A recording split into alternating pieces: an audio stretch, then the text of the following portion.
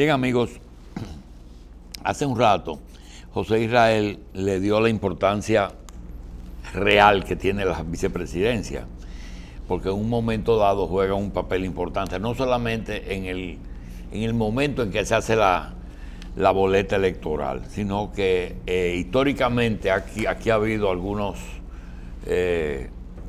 etapas de la historia en que recientemente tuvimos el caso de Salvador Roger Blanco, que buscó un vicepresidente que se muera. Ya él sabía que se iba a morir. Y Peña también. El caso de Peña, que se busca un vicepresidente para hacerle un hoyo a Balaguer, y ahí se busca su derrota. Otro asunto que fue el caso de Jacobo, que al tiro de Guzmán fue vicepresidente 43 días. Y entonces él habló de Troncoso y de Pipí Troncoso y de Mozo Peinado. Entonces alguien nos llama y nos dice, dile a José que nos ubique la década del 20, que hay mucha confusión porque el 20 estaban del 16 al 24 estaban los americanos, pero aquí estaban ocurriendo unas cosas porque era la aduana y la ocupación. Horacio, Velázquez, Jiménez y Moncáceres y los americanos. Esos son los 4 actores de las décadas del 20. Mira, a la muerte de Lili hubo unos enfrentamientos. A la muerte de Lili. A la muerte de Lili hubo unos enfrentamientos entre sus seguidores que se convirtieron en persecutores de los que lo ajusticiaron en Moca. Sí. Pero tanto Jiménez... ¿Y quiénes lo ajusticiaron? ¿Partidarios de Moncáceres? Encabezado por Moncáceres y Jacobo de Lara. Y Jacobo de Lara, se produjo el ajusticiamiento. La rebelión comenzó con Perico Pepín en Santiago, que se alzó, que era un horacista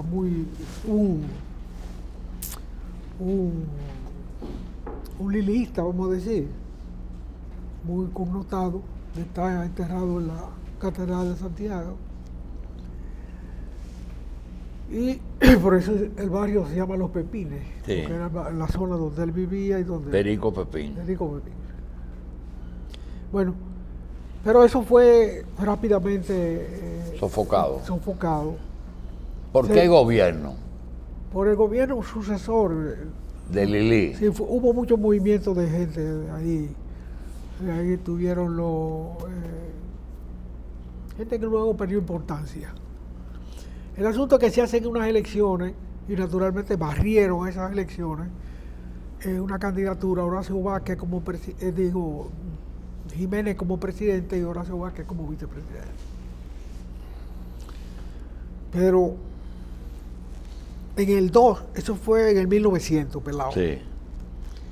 En el 2, cuando tenían 2 años ya, se rompió esa unidad. Americano aquí, Americano no había americano aquí. 16 al 24.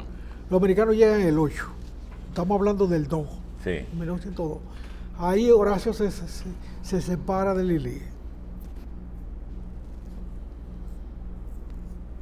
Todavía en el 60, después que matan a Trujillo en las tazas y en la mesa de brujería, salía Horacio Vázquez, de que arrepentido de que se levantó en el 2. Sí. Lo mencionaba, que todavía que estaba muy preocupado, porque ya estaba muerto Trujillo y cosas, ¿verdad? Y Horacio salía.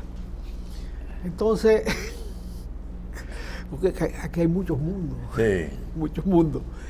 El asunto es que y ahí se mete el país en una guerra civil continua. Eso se convierte en una pelotera. En un momento que se establece cierta estabilidad con Cáceres firme el acuerdo con los americanos, tenía como ministro Federico Velázquez, ministro de Economía, se forma esa pelotera y matan a Cáceres. Lo mata un muchacho capitaleño, hijo de Tejera. Dice que no lo iba a matar. El papá dijo, está bien muerto, pero mal matado. Patentizó esa frase infame. y era eso es el tiempo de Concho Primo que le llaman. Sí. Entonces, en esa circunstancia de esos enfrentamientos. Siendo presidente matan a Cáceres. A Cáceres lo matan siendo presidente, sí. Y quien tenía vocación sucesoral era un Victoria, pero no tenía edad. Eladio Victoria. Eladio o el otro, sí. Un Victoria. Pero entonces pone al tío, que sí tenía edad. ¿Quién era? Otro Victoria. Ajá. Ahí vienen los Victoria y se meten, que luego desaparecen de la historia. Hay familias Victoria muy honorables, pero están fuera de la política y de esas cosas. Bueno, en eso se produce la intervención yanqui, que no tiene nada que ver con la con situación interna. Una cosa, ¿cuándo aparece Jiménez? Jiménez aparece en el régimen de Lili. Desde el principio del siglo. No, antes del principio del siglo. En el régimen de Lili. Jiménez era un hombre muy rico que manejaba el puerto de Montecristi. Ajá. Era un comerciante que tenía mucho dinero en la época. Todavía la casa de Jiménez en Montecristi está viva, de esa casa que traían en piezas de Europa, de fuera. De Europa, y la armaban aquí. Por ahí está moviéndose porquería en Montecristi. Y tenía un gran negocio de importación y exportación. Porque cuando tú necesitas dólares para comprar, necesitas mandar cosas para vender. Nunca llegó a la presidencia. Claro que sí. Fue presidente 2 veces. Fue presidente en el 1900 a 1904 y después otra vez antes de la intervención, en el momento de la intervención. Bueno, el asunto es que los americanos se embarcan en la Primera Guerra Mundial en el 14 y necesitan garantizarse un puerto carbonero en la República Dominicana, en la zona dominicana. Ese es el motivo central de la intervención americana. Naturalmente, aquí ya tenían que poner orden en la finanza, orden en el gobierno, y realmente muchos de sus criterios institucionales prendieron en la sociedad dominicana. Por ejemplo, el régimen de registro de tierra, el régimen de cobro de impuestos, de los impuestos que se cobraban entonces, que incluían medio centavo por caja de fósforo, por ejemplo. Eso duró muchísimos años. Todavía en los 50 existía eso. Se cobraba el impuesto. El impuesto a los fósforos, el impuesto al cigarrillo, el tabaco. O sea, mecanismos de cobro al consumo. Porque el concepto de impuesto a la renta. Y ellos cobran impuestos por la titularidad de la tierra, por el sistema Torre ese que ellos pusieron. Bueno, había que pagar para Pero ese es el motivo de recaudación de ellos. Es motivo de recaudación y ordenamiento social. Sí. Hay algunas leyes de ordenamiento social que están vigentes todavía. Y cuando se dice, los americanos organizaron gran parte de lo que hoy tenemos, ¿es verdad o no es verdad? Es verdad. Es verdad. Muchas instituciones todavía vigentes. Por ejemplo, el régimen de las asociaciones sin fines de lucro. ¿Existían la ONG? Eso lo crearon los americanos para el Country Club. Y el Country Club está ahí, amparado en esa ley. Y muchas otras instituciones que se crearon al amparo de esa ley. Bueno, y eso no ha sido ni siquiera modificada. Esa no ha sido modificada. Entonces, Velázquez es del principio. ¿Cuándo vuelve a aparecer después del 24, Velázquez? Velázquez fue vicepresidente del último gobierno de Horacio Vázquez. Ya. ¿Y por qué se habla de Horacio, de Velázquez, de Jiménez como tres cosas diferentes? Bueno, porque los velazquistas que gobernaron con Jiménez y con el horacismo sobre todo, era una fuerza importante. Mira, tengo una anécdota muy personal. En una ocasión veo a don Más Enrique Ureña en la calle del Conde, ya muerto Trujillo, y lo llamo. Él se había incorporado al profesorado de la UAS, pero andaba por la calle del Conde. Y le digo, don Más, ¿usted me permite una pregunta? Sí, cómo no.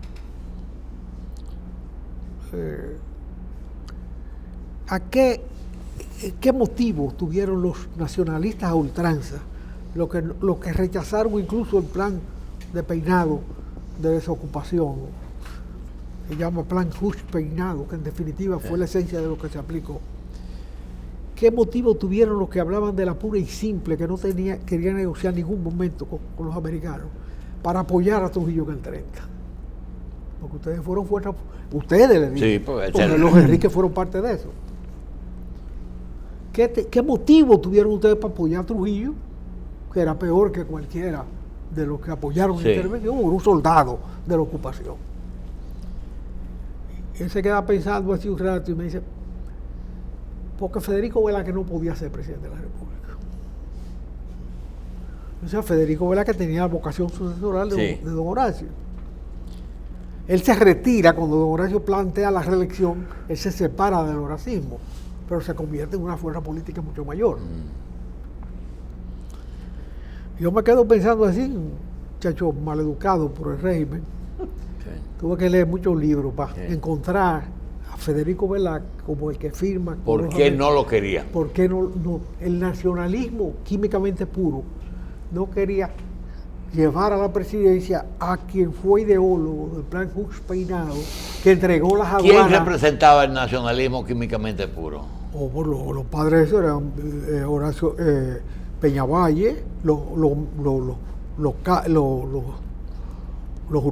Enríquez Ureña, los Enríquez. Fue a Max que tú viste. A don Max, el único de esos que estaba aquí. Después vino la hermana Camila Enríquez Ureña, que vino a morir prácticamente después de muchísimos años en Cuba. ¿Él era hijo o hermano de Federico? No, hijo de Francisco Enrique Carvajal. Él era hijo de Salomé Ureña. De Salomé Ureña y Francisco Enrique Carvajal. Y Federico era el hermano que fue presidente de la República. Los dos. Sí, Federico y Francisco, los dos. Bien. Pero interinos. Una cosa, de ese grupo, de esos tres, ¿quiénes le dieron el apoyo a Trujillo antes de él tomar el poder? Todo el grupo nacionalista, menos Viriato Fiallo. Él se quedó al margen de eso. Y desde ahí Viriato está al margen, desde el 30. Antes de las elecciones. Quiere decir que en esta nueva cosa Jiménez Grullón y Viriato son los únicos dos reductos que vivían en el 61. Bueno, Don Más estaba vivo. ¿Quién? Don Más vino, retornó al país después de muerto Trujillo. Estoy hablando, esa conversación fue después de muerto Trujillo. Mía con él. Y doña Camila vino a morir prácticamente, pero volvió después. No, pero me refiero a participar en política. Bueno, Jiménez Grullón y Viriato estaban presentes en aquella época. El papá de Jiménez Grullón fue ministro del primer gabinete de Trujillo. El hijo de Jiménez. Y el papá de Jiménez Grullón. Y estos Jiménez del Este no tienen nada que ver con Jiménez de... Eso son con S. ¿Eso? Con S. Sí, con el otro no con Z. Uno de los dos es con Z y el otro con S. El asunto es que... ¿Y por qué esta gente toditos se le van a Trujillo después? ¿Cuáles? Todito ese grupo, no queda nadie de esa gente. ¿Cómo? Ni los Vázquez, ni los Troncosos, ni los... Digo, Troncosos sí, porque fue hasta presidente en los 40. Y toda su familia estuvo en el gobierno. ¿Quién? Y los Cáceres fueron parte del régimen. Los Enríquez no. Claro que sí. Don Más fue ministro de Relaciones Exteriores y fue embajador en Buenos Aires, embajador en varios países. Nadie se le ha ocurrido dividir la era de Trujillo en una parte relativamente buena, en otro tipo ya insostenible. No, lo que está pendiente de la división del régimen de Trujillo, en el estudio del régimen de Trujillo, no lo bueno y lo malo, porque lo bueno y lo malo está establecido. El concepto de periodo en la era de Trujillo, porque no fueron gobiernos iguales. Eso es. El gobierno de Trujillo del 30 al 34. Al 38, por ejemplo. Del 30 al 38 es una cosa, pero incluso del 30 al 34 es uno, del 34 al 38 es otro, del 38 al 42. Al 42 gobierna Troncoso. Peinado y Troncoso. ¿Pero gobiernan o están puestos ahí? No, pues Trujillo está en el del país. Trujillo retorna al país porque estalla la guerra en Europa. De ahí es que viene. ¿Y cómo conservó el poder? Bueno, porque vuelve frente a la guerra y además encuentra el conflicto aquí. Y los reciben en Montecristi, en una caravana llena de caballos, y un chismoso de la capital le dice en el oído: si lo trae para usted, lo trae para él. Y esos intelectuales ya dando un salto, como Marchena, Balaguer, Bonelli, se suman a Trujillo. ¿Qué fue lo que pasó ahí? Inclusive en los momentos más difíciles de la era, en que no había ninguna justificación. Mira, ese es un problema a estudiar. Si lo de Trujillo fue una síntesis de un movimiento o una simple usurpación de Trujillo. Ese es un tema importante de la historia que no ha sido analizado. ¿Cómo Trujillo logra concentrar todo el poder en él?